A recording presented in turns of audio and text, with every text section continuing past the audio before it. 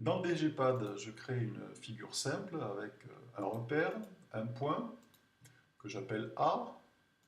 Je demande un incrément de 0,5 pour que le point A puisse se déplacer de 0,5 en 0,5 et je crée une expression qui contiendra les coordonnées du point A. Bien, je désire faire de cette figure une question dockeval qui sera par exemple placer le point A à tel ou tel endroit du plan. Alors, ma cible, c'est l'expression E1. Je demande le point d'interrogation et je vais comme ça construire mon applet dockeval. Alors, en demandant peut-être une petite dimension, 500, 400, ou 400, 400, ça va être possible aussi. Alors bien sûr, il me faut redimensionner tout cela. Donc ici, je vais dézoomer.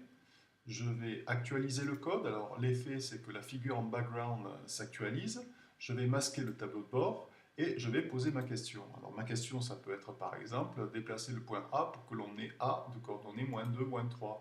Et la réponse attendue en syntaxe DGPad, ça va être -2, -3.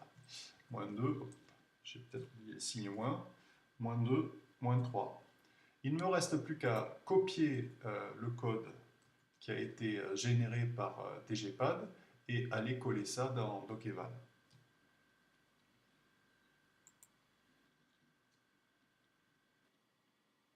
J'ai préparé une autre figure DGPad dans laquelle un triangle ABC est donné, un point M qui est aimanté par plusieurs positions particulières et lorsque le point M se trouve sur l'orthocentre, eh bien une expression renvoie 0.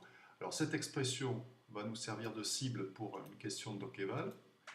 Je copie le code, puisque vous voyez, j'ai simplement posé la question. Ah, oups, il me faut une réponse. La réponse c'est 0, c'est la distance entre M et l'orthocentre.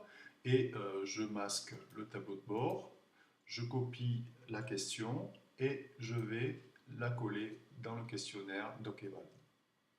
Laissons maintenant Marcel Dupont passer notre épreuve.